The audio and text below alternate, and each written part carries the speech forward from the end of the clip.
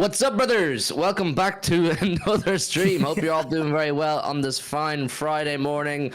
We have plenty to talk about. We have some press conference news. We have some Paqueta sort of updates that we're going to go into. Rodri to finally get a rest is apparently something that is on the cards tomorrow. I do hope we're going to discuss that and what that means, what the implications are for our team tomorrow, and can we win without Rodri? Because our track record without Rodri at the minute, it ain't the best, people. Listen, before we get started into all of that good stuff, do us a massive favour and hit that big thumbs up button. You lot have been fantastic with the support recently, smashing those likes, loads of new subscribers, few new channel members here and there. There's a link in the chat to do that if you ever want to be a channel member and support me and Joe as always. But otherwise, do the free stuff. Hit the like button, subscribe if you're new, and let's get straight into it with Piplup with a super chat nice and early. Good to see you, my boy Piplup. He says, so what's the backup plan when Paqueta is guilty? Well, we don't know is Paqueta guilty. Big up Bevo in the chat as well. Big up Mojis, the Formidable Centurions. We don't know is Paqueta guilty, but of course, I mean, there's conflicting information regarding Lucas Paqueta, isn't there? I mean, a lot of us are holding on to the quotes from the Brazil manager a couple of weeks ago saying Paqueta is clear.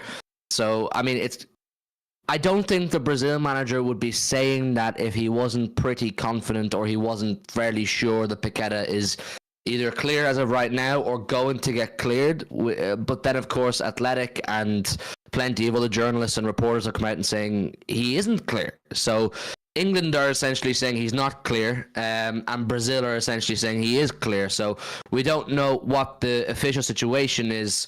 In terms of backup plans for Paqueta, I know what you meant, Piplup, don't worry, I know what you meant.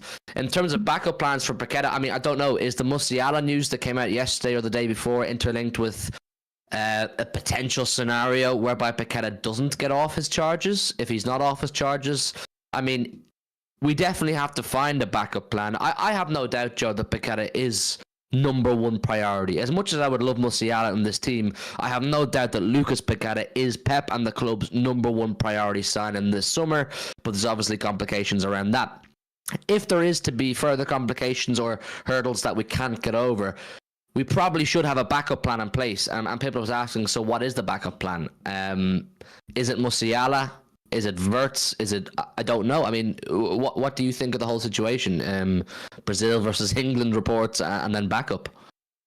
I mean, it's a bit of a sticky one, isn't it? Because we don't know what's going to happen. He's not the first player to be under investigation for, breaches of gambling rules, and he's most certainly not the last one either, which is, I find bizarre, but it is what it is. But I mean, It's very conflicting. I don't know whether it was maybe lost in translation or something, I don't know, but I tend to lean more towards the Athletic in this situation, in terms of he hasn't been cleared yet. I think I lean more towards the whole he hasn't been cleared yet. The Brazil national team thing was just a slight, lost in translation moment where he's like, he just believes he will be cleared.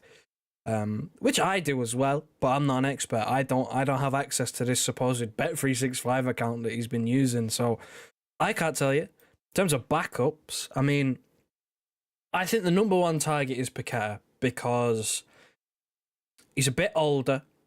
He already plays in the Premier League, so we know that he fits in the league. And he covers a few more interesting positions that I feel we need in terms of maybe deeper midfield. I'm reading through some of the quotes from The Athletic, and one of them is we see Man City see Lucas Paqueta as somebody who can play as a central playmaker, also a winger who can come inside to help control matches. There's also belief with coaching he could either drop deeper into midfield, or he could drop deeper into midfield. So there's a side there where maybe he's better suited to the squad that we have now if they believe he can play a deeper midfield role.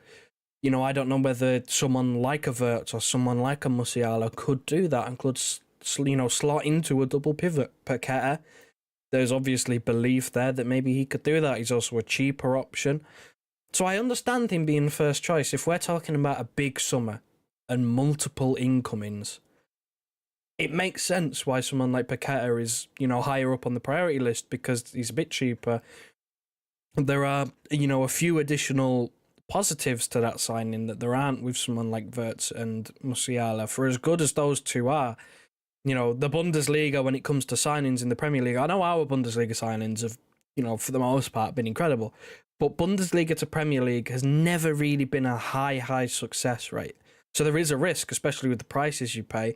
Whereas, again, like I said, Paqueta, he's Premier League proven, maybe fits the squad more. If you're thinking about a Bernardo Silva replacement, he's not a carbon copy, but he's very close, a left-footed midfield player who can play out wide. That's very, very close. He definitely fits under that umbrella of just general Manchester City midfielder, doesn't he? I mean, we spoke a lot about that yesterday, how we rarely seem to go for players who are just set in stone positions. I mean, Grealish kind of was one. Doku's not even one because he'll play on both wings. You have Bernardo who'll play everywhere. You have Foden who'll play everywhere. Paqueta fits that criteria, doesn't he? He's a player who you can mix and match. He's versatile. He's utility in that sense, but not utility in a disrespectful way. But in terms of backup plan, I genuinely don't know, Piplup. I genuinely don't know. I think City need to get to the bottom of this Paqueta situation. And it's starting to baffle me at this stage. It's starting to baffle me about how long it's dragging on for, how he himself, I don't even mean Manchester City perspective, I mean he himself hasn't got a conclusion, because this is going to linger over him. And I think if it lingers over him beyond this summer, City's interest will rescind. I struggle to see City continuing the Paqueta pursuit past this summer. I think Paqueta for himself needs to get resolution with these charges. He needs to be told, you're guilty, you're getting suspended, or you're innocent, you can go and do your thing. Look, we can go up with conspiracies all we want. Someone in the chat has kind of touched on it. You just don't know what the Premier League are at. The Premier League have a massive vendetta against Manchester City right now. There's absolutely no denying that. They're at war with Manchester City. They know if Paqueta is cleared of his betting allegations, he's going to Manchester City. Are they trying to hinder Paqueta's move to Manchester City? I don't know. If Paqueta was linked with Arsenal, if he was linked with Liverpool heavily, we know that Paqueta wants Manchester City. It's in the title. Paqueta is desperate for Manchester City. We know he wants Manchester City. If he was like that with Arsenal, United, Liverpool, Tottenham, whoever, would we have a resolution with these charges? I'm not saying yes, I'm not saying no, because look, football at the highest level, there's a lot of dodgy dealings going on. You're naive if you believe there is no agendas, there's no conspiracy-worthy conversations. So look, for him, he needs to get resolution, because it's the next step in his career. I mean, what is he, 26 now? I think he's 26, I'm not too sure off the top of my head, around there, 26, 27.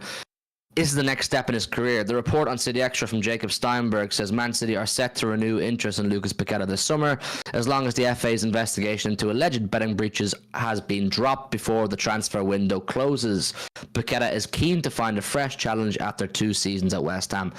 He knows he's better than West Ham, and that's with all due respect to West Ham. I like West Ham Football Club. I like their fans. I like the way they do their things. They have a good relationship with Manchester City fans as well.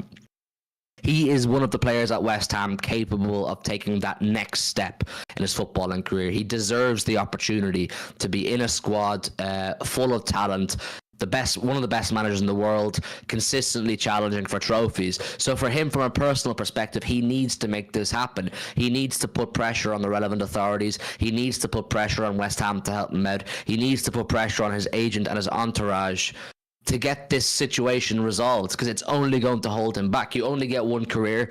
You may only get one opportunity. You may get one summer in your whole life, Lucas Paqueta, where Man City are where Man City have you at the top of their transfer list. If Man City have you at the top of their transfer list, you need to go and make it happen. Because it's not very often Man City and Pep Guardiola come calling. It's hard to say no. It's hard not to get excited. You listen to Kyle Walker on Rio Ferdinand's podcast speaking about it. He said as soon as Pep called him, I'm coming. I'm going to Manchester City. No doubt most of the players are the exact same. Erling Haaland, Jeremy Doku, whoever. When Pep came calling, they wanted him. So Paqueta needs to make this happen for himself. And even just from a footballing perspective, we've gone over this a million times. I think plenty of you agree. Lucas Paqueta will be a fantastic acquisition for us. A genuinely fantastic acquisition. There's 50 people in the building. Let's see how many likes we're on. 23. Let's try and get up to 30 or 40 likes as soon as possible. Smash that big thumbs up button. Subscribe if you're new around here. And the pin message in the chat is for anybody who wants to help support and become a channel member.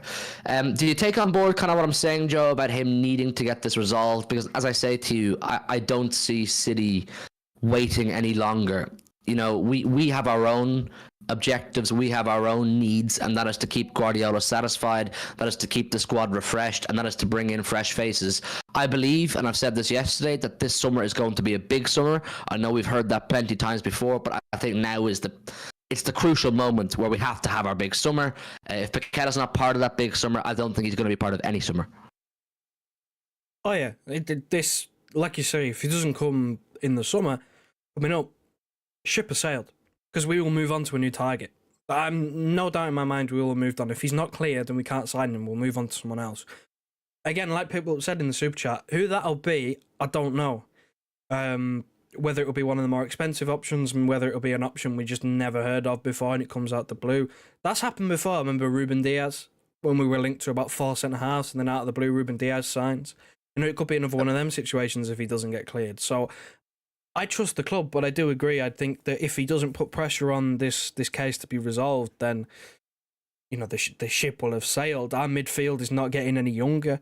We're currently facing the prospect of Kevin De Bruyne entering his mid-30s off of a major surgery, not being able to play every week. Bernardo Silva having a 50 million release clause in his contract, so there's a good chance that he ends up going.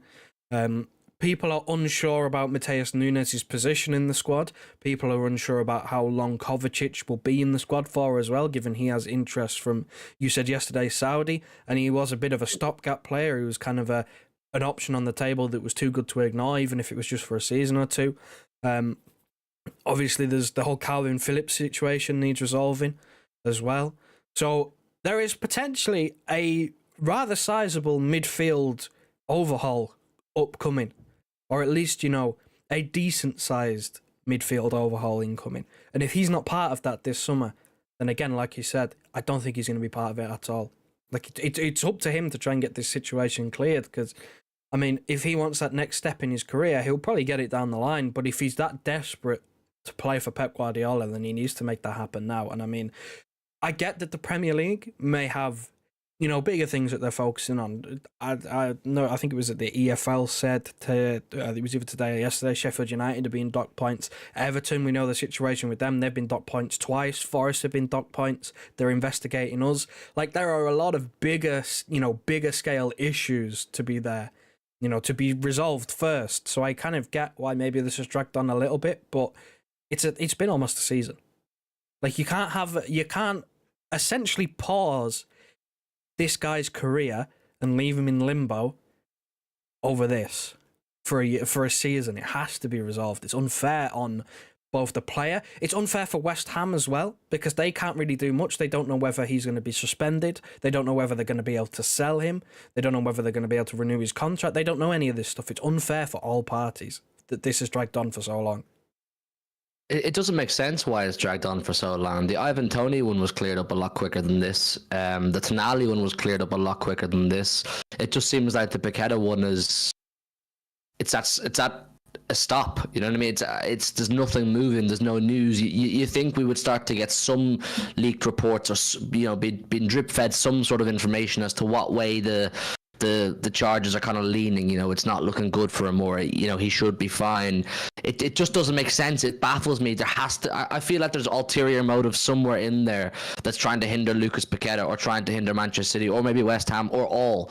It just doesn't make sense to me. But like I said, I think he's number one target. I would imagine City are all over this. I would imagine City are doing their best to keep up to date with what's going on, because we know how badly Pep and the club want Lucas Paqueta, but there's only so much they can do. You know, our hands are tied in this situation as well. We can't really start ringing, you know, the FA or the relevant authorities saying what's the crack with Paqueta. It's not our fight to be involved in. We're just waiting to see is it cleared up. We do definitely need an alternative. Who's it says here? Yeah, B says City linked with Musiala recently. He may be using City to get a wage increase at Bayern. As I said yesterday, if there's a genuine chance to get Jamal Musiala to Manchester City, I think we should make a decent effort to make it happen. But it just seems so unrealistic to me. For some reason, I have it in my head that you can't take Bayern's biggest assets off them unless they're washed or finished. It's Bayern Munich, you know what I mean? They're very stubborn. They're a pride-filled club. I find it hard to imagine taking Jamal Musiala off them. if Thomas Tuchel was told he will be the manager next summer and he was saying, I'm going to be the manager next season type thing, I'd say, okay, maybe Musiala and Kimmich and these kind of players who aren't satisfied with the Thomas Tuchel regime will say, yeah, we want to find a new challenge type thing or go somewhere else. But they're getting a new manager this summer, Bayern Munich, aren't they? There's going to be a whole new system at Bayern Munich, a whole new ethos, philosophy, environment, which, depending on who they get, Musiala might be really excited by. And something we're going to have to get used to as a fan base and as a club, and I think you understand what I mean, Joe. Anytime a big player like Musiala, a big name like Musiala, Kimmich, or whoever, is simply just wanting more money or a new contract off their current club, our name will always be in the mix. We will always be used as leverage for a player to get a new contract. Because any big player who wants more money knows City are a club that can offer more money. So if they go to their own club where they want to stay but they just want more money, they'll say, well, I want to go to Manchester City because they want me and they'll give me 300 grand a week, and right here I want 150 grand a week. So the club's going, right, we can't lose Musiala, let's give him this 300 grand a week. Obviously, I don't know the actual facts and figures, but Joe, we're always going to be used as leverage. So you have to take the Musiala stuff particularly, maybe not so much Kimmich, because Kimmich I think is in a different situation, but the Musiala stuff you do have to take with a big pinch of salt. Which is weird, isn't it? Because we have one of like the better wage bills in Europe. Like, our wage bill's pretty good. We have a lot of players who are probably underpaid, who if they were elsewhere would be on a lot more money than they are here. I'm looking at Rodri. I know Rodri's subject to a new contract putting him up there with the highest earners, but he's on 150 grand a week for like one of the best players in the world. Like, that is obscene. We have a very good way of doing wages where we have some of the best players in the world, but still, you know, there are clubs with worse squads than us that have higher wage bills than us. We're really good at managing that sort of stuff. So it's weird that we get thrown around, but I get it. We do have money and we have a lot of it. So it's normal. I expect it. Even there have been times, I can't name any examples because I just don't pay any attention to it, but there will have been times where players will be using, you know, our club to try and get a pay rise, and we don't even need a player in that position. Like, we don't need that player. There's no room for them in our squad, but because we have money, we get thrown around. That's just how it is. It's just how it is. Listen, there's 60 people in the building. Let's try and get up to 50 likes. Everyone smash the like button, subscribe if you're new around here, and just show support to the channel. All of your likes help us massively, so hit that big thumbs up button. I did see reports. I'll do the new member in the super chat first. Big up JTI. Welcome to the HMTV army. Brand new member. Thank you so much for your support, JTI. Massively appreciate you, brother. You've got a little badge beside your name there. Joe's going to make you a moderator of the channel as well, as a token of appreciation. And just genuinely thank you, man. All of our members, you support us much more than you can imagine, genuinely, more than you can believe. So big up to everybody who's a member. And if anybody else wants to become a member, the link is in the chat now, and it's also in the pinned message in the chat. So big up JTI. Thank you. Big up Piplup again with the £5 as well. He says another academy player will transition into the first team next season. My prediction is Jacob Wright, or it's Mahamadou Sissoko. Is that his name, Mahamadou Sissoko? He says Sissoko anyway. A young DM who can learn from Rodri. Well, this is an interesting conversation, Piplup, because I think it's one that we don't talk about enough. With how good our academy is, and we're always having the conversation about needing a backup for this player, backup for that player. More recently, Rodri. Is the answer potentially right under our noses? Is it staring us in the face within our own academy? Is it on our books? I know Jacob Wright is a pretty solid defensive midfielder by academy standards. Is Sissoko a defensive midfielder? I'm not too sure off the top of my head. I'm not as familiar with him. Is there potential for a young player to step up and be Rodri's understudy? Because, Joe, we've spoke a lot about how we're victims of Rodri's, of how good Rodri is, in the sense that it's kind of difficult to go out to the market and buy a player who's willing to come and play back up to Rodri or compete with Rodri, whereas a young player from the academy may potentially be far more grateful and keen for the opportunity. I mean, a few years ago, my one great hope is, and I was really big on him, Romeo Lavia was. I saw someone mention him in the chat before. JTI, Lavia should have stayed. I was so big on Lavia. and he had a great season with Southampton. I know they got relegated, but I think he was their player of the season. Obviously, he's at Chelsea now, and he's barely played because of injuries, but he was the guy that I thought we had him right under, like, the Rodri backup was staring us in the face, personally. But we let him go. I can't remember whether he pushed it as well. He might have pushed it because he was, promised game time at Southampton, so he may have pushed that. So it might have been another Palmer situation where we would have liked to have kept him, but our hands were tied. And ever since then, it's been a struggle, hasn't it? We signed Phillips, signed Kovacic.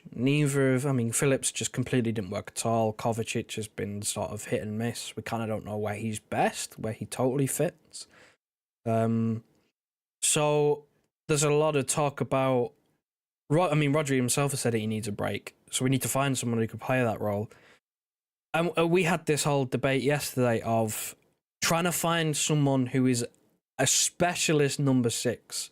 Number six only. It's very, very difficult to find one that is at the level required to play for us and that will also accept that Rodri is Rodri and he is number 1. It's very difficult to find that. There are options potentially out there. There are names people throw about. Palhinha at Fulham. That's one of them. People throw in Kimmich. Kimmich fits more into the glove of one of them just all-round midfielders. Those utility players, because he can play a bunch of different positions. In terms of specialist number 6, there aren't many out there. We tried Calvin Phillips. It didn't work. It could save us a lot of money and a lot of hassle. Because again, like you said, if there is the one... we're a victim of our own success. The one downside to how good Rodri is, like you said, is it's hard to find someone who's willing to accept a backup role to someone as good as he is. Like you said, if it's a young player for the academy, they'll be more than happy to, wait, bide their time, play on the bench, get 20-minute cameos at the end of games, maybe start in the cup, things like that. Like, they'll be more than happy to do that if they're an academy player. They'll take the experience, they'll learn from it, and hopefully it would save us a bit of money. My one thing is, I don't know how viable that is a strategy with Pep, because the one thing that he's always done with young players, academy players, is eased them in. Even eased Phil Foden in.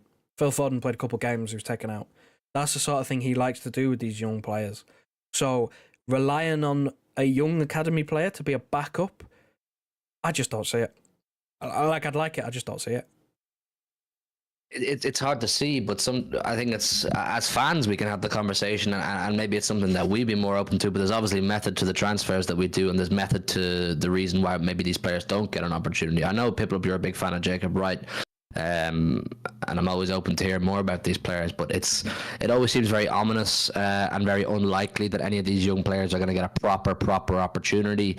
Like you mentioned, Lavia seemed like the perfect understudy for Rodri, but he falls into that category of young players that I always talk about that weren't patient enough to wait for their time, their progression. I mean, who knows? Maybe Lavia could have genuinely competed with Rodri. We don't know. We actually don't know. And now look at him. He's injured non-stop for Chelsea. He's at Chelsea.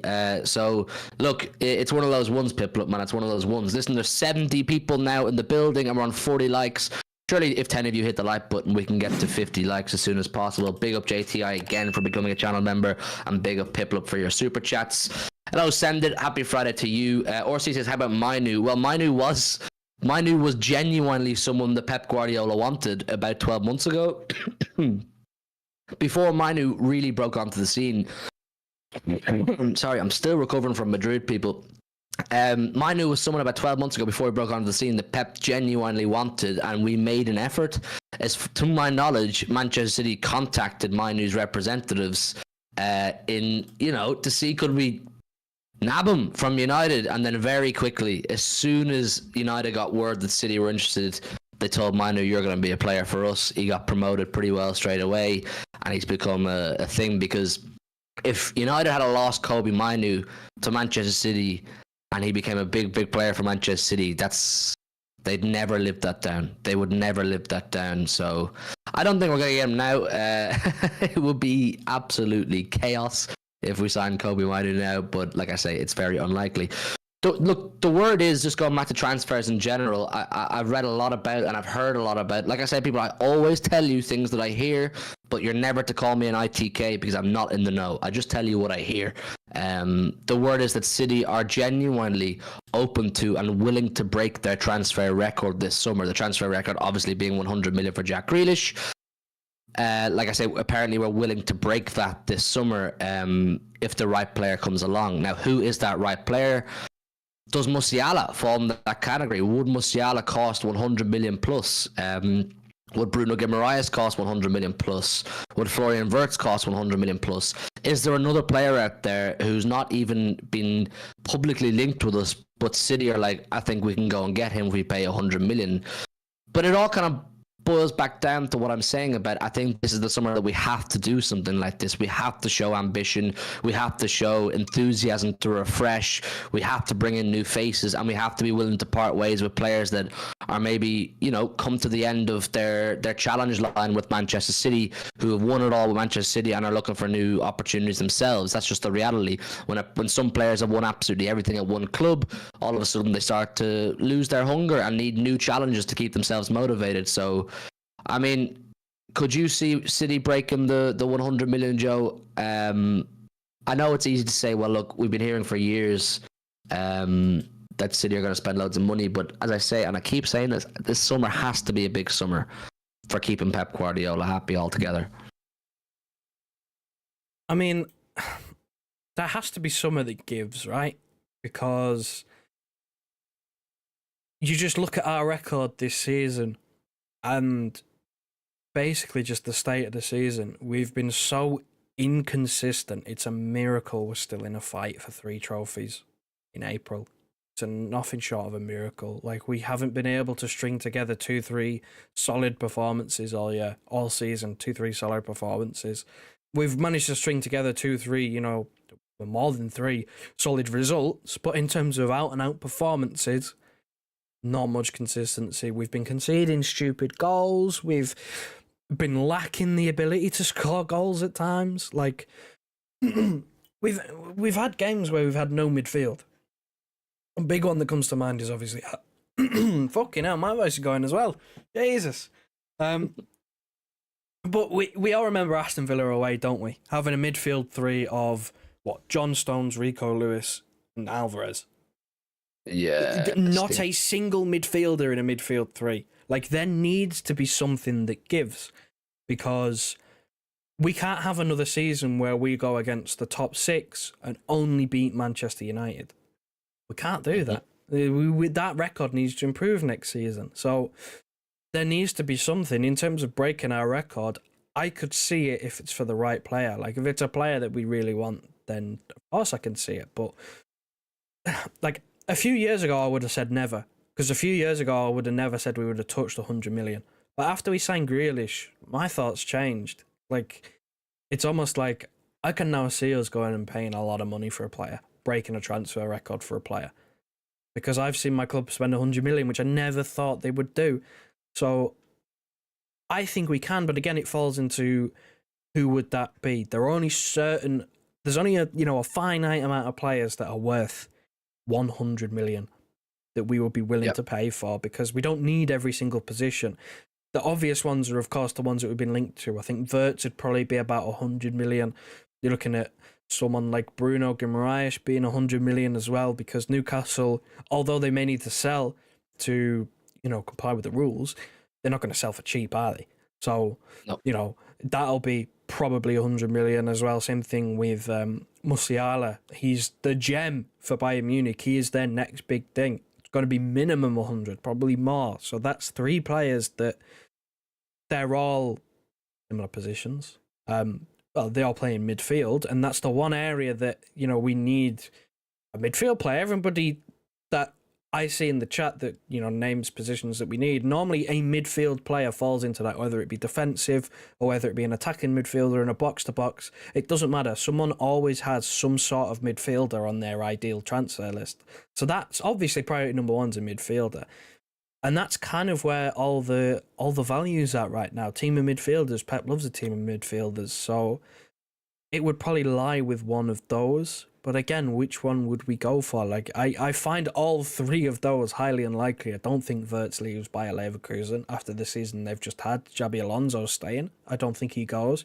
I think it's very unlikely we sign Musiala with the change in management at Bayern. And I also think it's very unlikely we sign Bruno from Newcastle, because he is their best player. He is like the best thing Newcastle have got. He's their most expensive asset. Like, I believe he's their record signing as well. Like, I find it very hard to see the 100 million going towards them, because I just think they're highly unlikely signings. So where does it go? I mean, I'm having a look on Transfermarkt at the rumours regarding us, and there's no real big hitter on there. You know, you're looking at, you know, Kimmich. Kimmich wouldn't be 100 million, I don't believe. I don't think that'd break the transfer record. So I don't really know. Like, I can see it definitely, but I can't see on who. Like, concrete, I can't see on who. It's hard to tell, but I think we need to pull it out of the bag somewhere. Listen, there's 81 in the building, and we're 3 likes off 50. So everyone smash that big like button. Subscribe if you're new around here and show support. We're getting close now. Our next goal is 8K, and there's a link pinned in the chat if anybody wants to help support and become a channel member. I just think there needs to be a full deep dive into the squad this summer, and root out who doesn't need to be there and bring in what we need. I'm looking at Sergio Gomez and saying, you need to go. I'm looking at Calvin Phillips saying, you need to go. I'm looking at a number of the loan players, like is Harvard Bellis on loan still, or is he permanent? I'm not too sure. James McAtee, you're probably going to have to go. All these players who they don't really have a future at Manchester City, you have to get rid of them, and I think you have to put out the big money to replace them. My dog's in the room now. Yeah. I think you have to put out the big money to replace them, because look, we've seen this season that there's a bit of a drop off in quality. Particularly in the defensive side of things and maybe in the midfielder side of things. Not to the point where it's detrimental, not to the point where we can't challenge, but there's definitely a drop-off in comparison to last season. We don't want a further drop-off. We don't want a further drop-off in quality. So we have to go out and buy. I believe we absolutely have to go and buy if we want to continue challenging next season. I think Arsenal will be stronger next season, and there'll probably be a surprise package somewhere next season. We don't know who. The dog's gone now from Edible Centurions. The dog's gone. She got bored of my waffle. We've hit the big 50 likes. Thank you very much, everybody, for hitting the like button and subscribing if you are new around here. 3, I really hope Bernardo either goes or stays. It would be brilliant, but not another will he, won't he summer. What do you think about Bernardo, Joe? What's your actual opinion on Bernardo? Because he does a lot of huffing and puffing.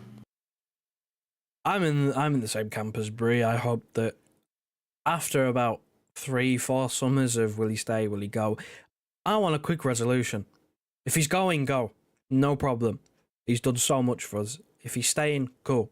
We get on with our season. A lot of our business depends... Well, I say a lot. There's a significant part of our business that depends on what he does. We're talking about signing midfielders. There are a few names that hinge on what he does, what his future is. Because if he goes, then we're probably going to need 2 midfielders. You know, if he stays, do we need Paqueta? If they're viewed in the same mould, what happens? If Bernardo stays, does it hinder the Paqueta pursuit? I don't think so. I think City want both, if possible. I don't think it hinders it, but it does obviously then throw into question, what about the other 2 midfielders we signed last summer? But you know, what's with them? Like, what happens to those 2? Like, it's not the biggest of issues, of course. They're here, they're under contract, but at the same time, like, I don't know, if he stays, it's just kind of makes it slightly messy. Like, who plays where? Does that mean Bernardo Silva's, future home is on the right wing and right wing only? Does that mean that's where he's going to spend the majority of his time next season? Because if it is, I can get behind it. Because I feel like in the wide areas, we've not found the permanent solution. We have Grealish on the left. That's a solution. On the right, we've tried Foden. He's better in the middle. We tried Bernardo Silva, he plays well there. He's also good in the middle. We've tried Doku, he's a bit hit or miss. We tried Oscar Bob, he's a young player. Bernardo's probably the most stable option out on the right wing that we've got at the moment. So I have no issue with him staying. And like you said, he probably doesn't impact the Paqueta deal, because Paqueta's been brought in solely as a midfielder, or mainly as a midfielder, with a bit of versatility. But I can't be bothered with going around doing Willy won't he again. Like, I'm tired of it. I'm so tired of it. It's going on 3 or 4 years now, altogether. I mean, in all honesty, I don't see a long-term future at the club for Mateo Kovacic. As much as I appreciate what he has done well this season, and I appreciate how little he cost, and the stopgap type thing where he had to come in and fill a hole as quick as possible with the exit of Gundogan. I don't see a long-term future, and I don't think Pep sees a long-term future. I don't think Kovacic is really a long-term Pep type player, even though he's only 29 and he's got probably a good few years left in him at the highest level he can play at. I don't think he's a Manchester City standard starting 11 week in week out midfielder. I think he's just filling a square peg in a round hole type thing for one season, and papering over cracks as best as possible. I think people like Paqueta, people like Bruno Guimaraes are the actual long-term players that Pep will be looking for. With Mateus Nunes, I really don't know. I don't know what the plan is for Mateus Nunes. The word is that Pep really likes him, that in training apparently he's unbelievable, but we don't see it on the pitch. He doesn't get a huge amount of opportunity on the pitch. There's no consistent role when he is playing. You might see him on the right, you might see him on the left, you'll see him centrally. There's never consistency to where he's played, tactically. So I don't understand the Nunes one and what the future may look like for him. Is this a season where Nunes is just settling in? He's just getting used to life in Man City, and next season we see a whole new lease of life with Nunes, and tenfold better and more influential than what we saw this season? I don't know. So it's kind of hard to bracket Kovacic and Nunes in the same thing. But I think regardless of both of them, Paqueta would come in and trump them in the pecking order. I think Paqueta comes in and immediately is one of the first choice players. He's in that either starting 11 or one of the first names off the bench. Whereas I don't see that for Kovacic, and I don't know when that's going to happen for Nunes. Well, yeah, what I'll have hope for Nunes is that he was a very late addition into the season. Like, he was well into the season that we bought him. So there was no preparation, no preseason, no nothing. He was bought in very last minute, close to the deadline. So maybe it is just a case of he's still settling in. We know it normally takes players a season under Pep to adapt. So given his opportunity, he might not have taken it, and that might put, a bit more pressure on him. So maybe it's just a case of let him have a season, limited opportunities. I mean, I like Nunes. I think he's a good player. I think he's a good player. I liked him at Wolves. I liked him at Sporting. Do you remember we were making content early doors when he was at Sporting and he was linked with Manchester City, and we were like, yeah, kind of like the sound of this. So neither of us have ever had anything against him. It just, this season hasn't really told us much, has it? No, because he doesn't get a look in, and maybe slightly unfair, but how can I argue it's really unfair when we haven't lost a game in 2024? Like, we're doing something that's working. It's unfortunate. I just think we spent quite a sizable figure on this guy. It's very, very unlikely that we give up after one season of limited opportunities. Like, he will get a chance. And if it doesn't pan out, it doesn't pan out. But he will get a chance. He will get a chance, absolutely. Right, let's park the transfers there for the minute. Let's move into the game. We have a game at hand tomorrow, a must-win, 7 to go, Luton at home. So start getting your thoughts in for Luton at home, what you guys want to see happen, and we're going to have a good discussion about it. There's still 90-odd people in the building. I'm on 58 likes, so make sure you've all hit that big thumbs up button. Genuinely, I know I say it all the time, but it really, really does help me and Joe when you hit the like button. And subscribe if you're new around here. And if you want to be a channel member, it's in the chat now. Just hit that link and you'll help support me and Joy Boy. Right, Joe, we have Luton at home tomorrow, 3 o'clock kickoff. We have 7 to go. It's an absolute must win. Obviously, you have to factor in the second leg against Real Madrid coming a few days later. Are a few key players going to be rested? Rodri, of course, is the big one being spoken about. Pep saying if he's tired, he will rest. Rodri has said he needs rest.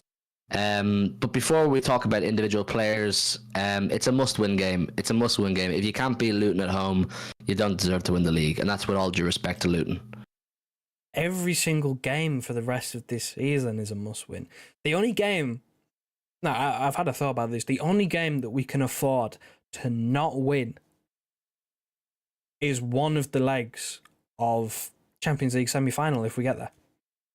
That's the only game. If we want to, maximise our winning, the only game that isn't a must-win would be an away leg in the Champions League semi-final, potentially. Everything going according to plan. That's it. The rest of them, if you want to win the league, got to win all your league games. So 7 games. FA Cup still on offer. 2 games at Wembley. Again, Champions League, gonna have to win a couple of games there. Like pretty much every single game is a must-win. I mean, if you look at our fixtures, it's very cliche to say, but no game is an easy game in football. However, in our running, this is the easiest game we've got left on paper. Luton at home, they're 18th in the league. They are fighting for survival. It's not going to be easy. But we're at home, and they're in the relegation zone. This is the easiest. This is the easiest game we've got left all season, in terms of what's set in stone. Our other home games, you're looking at Wolves at home, and West Ham at home at the end of the season. They're harder than Luton, potentially. Obviously, if West Ham have nothing to fight for last day of the season, you may argue not. But on paper, easiest. Like, this is the chance to rest a few players. We're not really going to get another chance right now to rest players. So I'm looking at this game and going, I know we've got to win. Everything's just gone down for me. Hold on. Let me get it back. I know we've got to win, but we're not going to get a chance to rest players. So if there are players who are out on their feet, are in desperate need of a rest, this is the game. Yeah, but then again, it's a must-win. Do you want to take the risk of a shock? You can go 50-50. You can go 50-50. You can rest a couple from the start, and then obviously the rest of them as normal, strong team, and then try and get the game won and take them off. Yeah, I mean, on the Rodri one, Pep says, "I didn't speak with him. If he needs rest, he will have a rest." Or no. The games he's tired in the second half, he's better than the first half against Crystal Palace and Real Madrid. Not physicality, more mental energy. He's so important for us. We'll decide tomorrow. I think Rodri starts. I think Rodri starts the game, and they look to take him off with half an hour, 25 minutes to go. It's just unfair. It's difficult to see any proper rest for him. I would say this is naturally the logical thing to do is to not play him at all tomorrow afternoon, but I just struggle to see that happening with the importance of the game. If it was 3 months ago, I might say don't play him, but just with 7 to go. I mean, on the Big Six last night, I said Foden's going to play. A lot of people were giving out to me. I was like, look, I think Pep's going to go pretty strong to start off with and then look to take players off. Well, it'll be a very hard predicted 11 because you just don't know. Like I said, like if this is a few months ago, we're going, right, Foden picked up a knock against Madrid, you're not playing. Stones is feeling tightness at the end of Madrid, you're not playing. Rodri's knackered, you're not playing. It's kind of hard. It's ideal to do that, but it's hard to actually put that to practice when there are 7 league games left and we need to win all of them. I don't know. It's like I have a feeling that I don't think all 3 of them will play. I think there will be at least 2 players who are like there'll be 2 or 3 players who are normally first names on the team sheet who won't start this game. I have that feeling. I have a yeah. I think De Bruyne is one of the ones that is part of the stronger bunch that will play purely because he didn't play against Madrid. I think if it was the other way around, he played against Madrid, he doesn't play here. But because he didn't, I reckon he gets at least a half of football, probably an hour, because I don't think we'll have the game wrapped up at half time. I hope I'm wrong, but I don't think we will. Let's just do a predicted 11. Let's hop into a predicted 11 because I think that's the best way to have a conversation with individual players. Guys, get involved in this predicted 11 as always. We want to hear your opinions. Make sure you hit the like button. There's 100 people in the building. We're on 65 likes. Let's see, can we get it up to 70 likes as soon as possible? And subscribe if you're new around here. And as always, there is a link in the chat if anybody wants to become a member of the channel and join the HMTV army. Right, let's do this predicted 11. I think it's a difficult one. It's one of the more difficult ones to do this season because it's sandwiched in between both Real Madrid ties. There is, of course, a couple of injuries. And there's 7 to go, so you could genuinely argue anything for any player to play. Right, let's start in goals. Ederson, apparently, Pep has confirmed, by the way, people, that Ederson is first choice goalkeeper. So you can put that debate to bed. Pep has said, no matter what, Ederson is first choice goalkeeper. He's the number one. And for me, Joe, that means nailed on, Ortega will leave this summer. So before we pick the goalkeeper, do you think that's fair? Yeah. I think it would be unfair after a stretch of 3 pretty good games by Ortega. All given that he was good last season as well, and good when called upon this season, but it would be incredibly harsh after 3 good games in a row, pretty good games in a row, that Ederson is now second choice, especially after last season. Be very unfair. Does that mean Ortega leaves? Probably, but it is what it is. You're going to struggle to keep a very good second choice goalkeeper regardless of who they are. That's just the nature of football. They want to play. I think this is the game that Ederson comes back.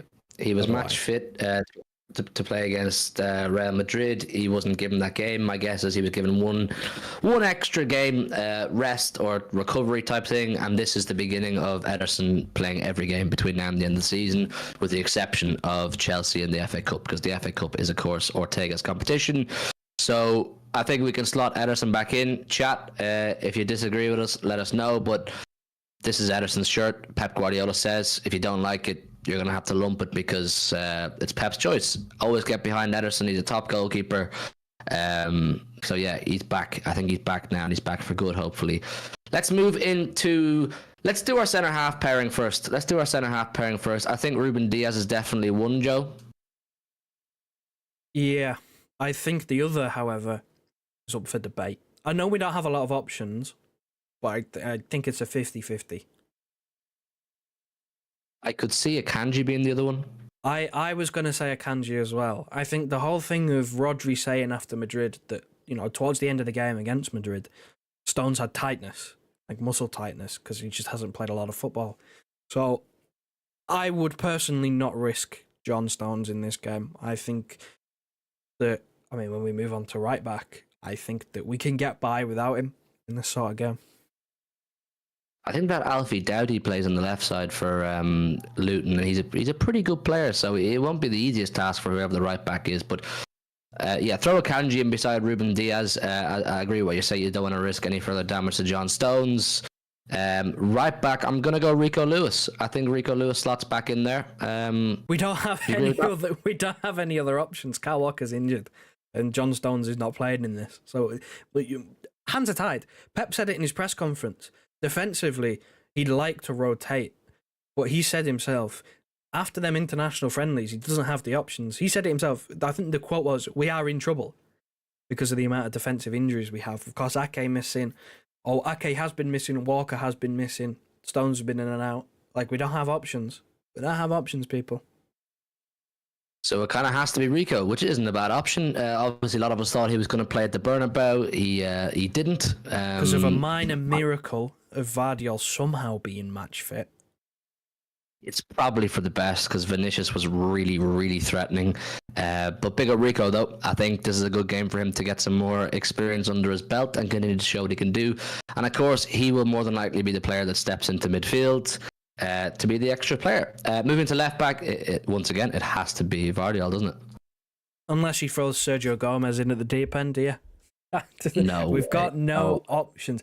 The 3 players that can play there: Vardiol, playing well; Ake, who the latest we've heard is injured. Pep's press conference gave no hints away to any recovery of any player; or Akanji, who we've got in the middle. So yeah, we've got no options. It's kind of hard. Rico Lewis can play on the left, but he's playing on the right. Yeah, James Derbyshire, Ake is still injured. There's no fitness update regarding Nathan Ake, so the likelihood is he won't even feature in the squad tomorrow. So we're kind of forced, our hands are tied to play this sort of back 4. The only option you could throw in there is Sergio Gomez. I just don't see it, because he's played pretty well, no football, and Pep has no trust in him. So this is our back 4. Big up another super chat from Piplup. My guy Piplup says, "I hate Luton more than Hugh hates Yaya." Piplup, I told you I don't hate Yaya, but I want you to elaborate on why you hate Luton and what have Luton done to you. What on earth have Luton done to you, Piplup? Guys, big up for the super chat, Piplup. Guys, there's 100 people in the building. We're on 67 likes. Make sure you've smashed that like button. It helps a huge amount. So yeah, that's our goalkeeper and our defence. Let's move into midfield. The big question, that is the biggest question of the whole selection, does Rodri start tomorrow? Pep said if he needs a rest, he'll get a rest, or no. So he's totally leaving it up in the air. He's not really giving much away, but Rodri does need a rest. He absolutely needs a rest. Will Pep give it to him with 7 games to go? I don't know. It'll definitely be in the back of Pep's mind that our record without Rodri this season is stinking. Doesn't matter who we've played against, whether it was Wolves, Newcastle, Villa. Our record without Rodri is stinking. Do we want to take that risk again, Joe? You know what? The more I thought about it, the more I think he does. He has to, man. He's the last 2 games Rodri has played, Crystal Palace and then Madrid. He was pretty poor in both of them. Like, he was bad in both. He needs it, man. He has to for the greater good of Madrid's second leg. Surely you can beat Luton without Rodri. Did we not beat Luton in the FA Cup without Rodri, or did he start? I cannot remember.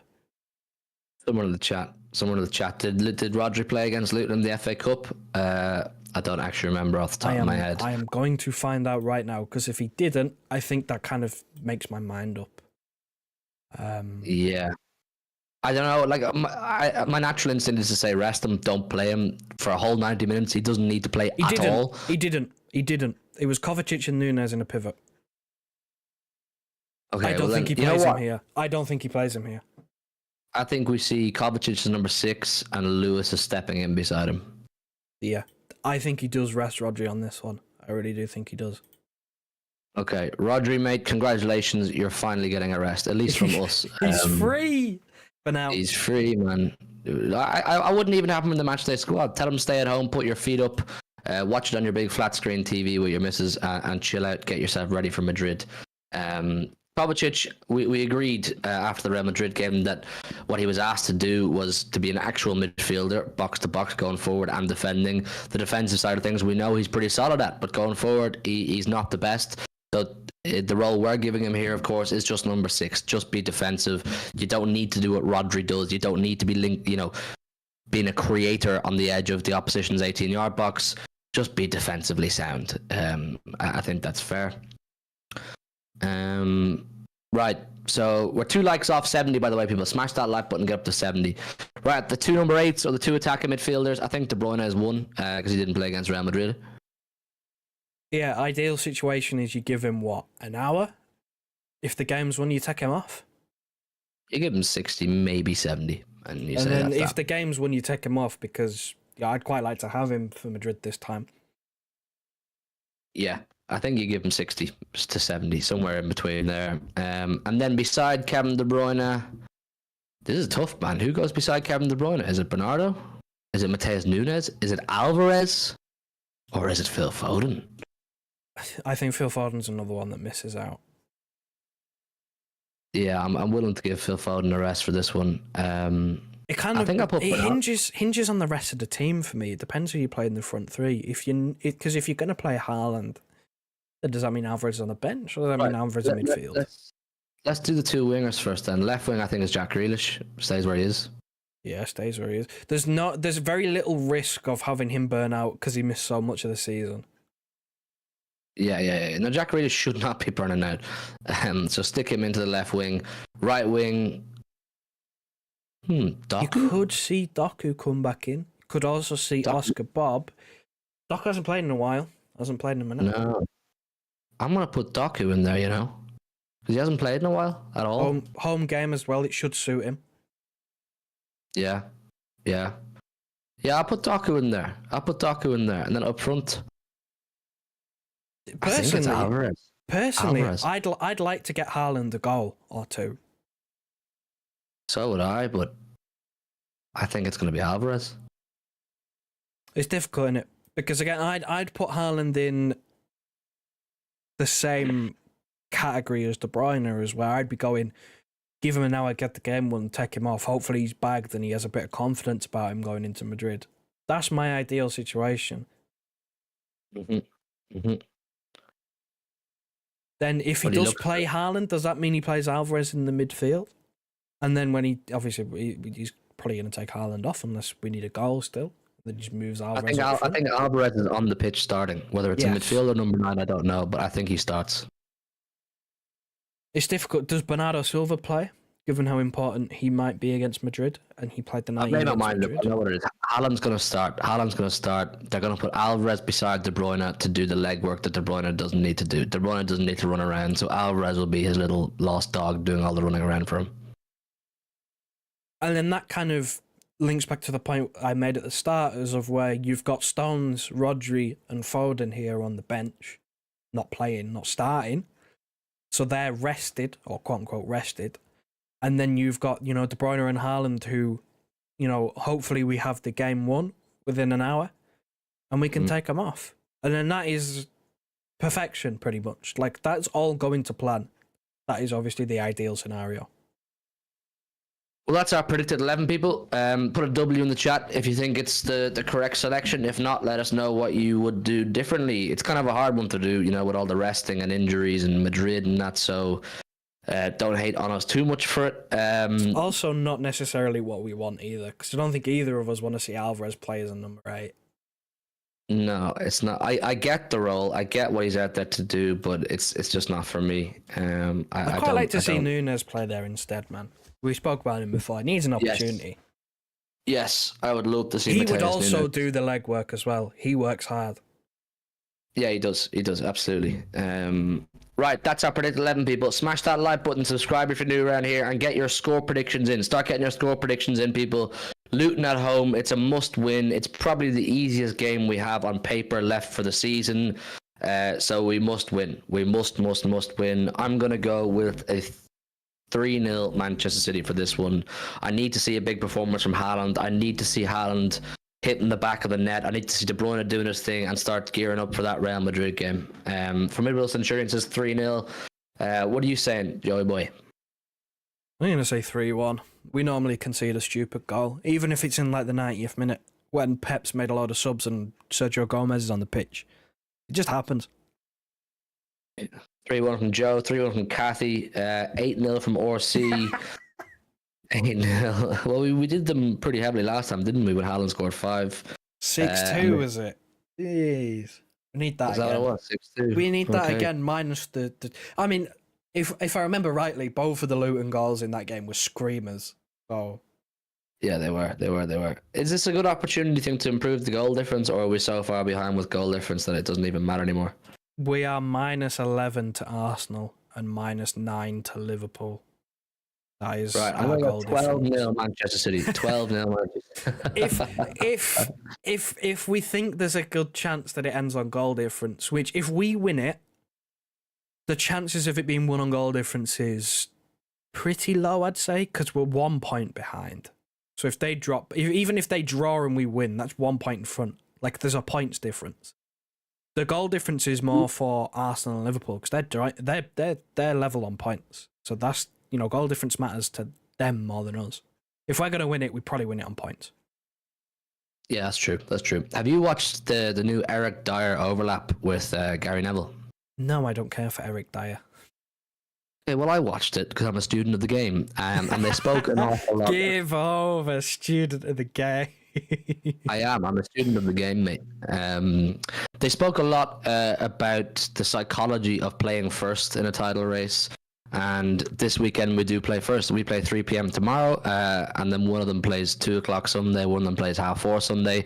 So we have a great opportunity to do what we did against Palace, which is apply pressure, a big statement win, more than just getting 3 points, a statement performance, and apply the pressure on Arsenal, who I think are playing Brighton. No, they played Brighton last they week. did. Sorry, Brighton. Yeah.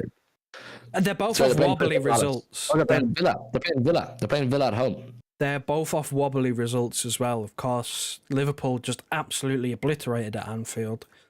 You'd probably imagine they'd bounce back. But you never know. Maybe they could get a little bit shaky at the knees. And then Arsenal as well. Not the worst result in the world, but a draw at home, having to go to the Allianz and get a win. Mm-hmm. So Arsenal host Villa at 4:30 on Sunday. Not an easy game. and then Liverpool host Palace on Sunday as well. So we have an opportunity to put the pressure on both of our contenders, which is a good position to be in. We could be top for. We could be top for what? Maybe not 48 hours. No, 24 hours, but close to it. We win, we can go top. Yeah, psychologically, that's a big thing, a big boost for us. So we'll take it. Listen, I think other than that, that's kind of our preview. That's our talk about transfers. That's our talk about everything. So I hope you enjoyed the show. We will be back. I don't know about tonight because I don't know if there's a huge amount to talk about for a late night chat, but we'll definitely be back tomorrow after the game at some point, whether it's straight after the final whistle or whether it's a late night chat. We will definitely be live after the Luton game tomorrow. I'm going to try find some guests for maybe Sunday or Monday. I saw someone asking, will we collaborate with LB? I'm going to ask LB, will he come on over the weekend or maybe Monday to talk a bit about Real Madrid and Luton, and other guests too, Martin, whoever's around. I want to see, can I get some people on to talk with me and Joe and give you guys some fresh faces, some fresh voices. Of course, we want you guys to enjoy the content as much as possible. If you do, all we ask is that you subscribed, you hit the like button on the streams.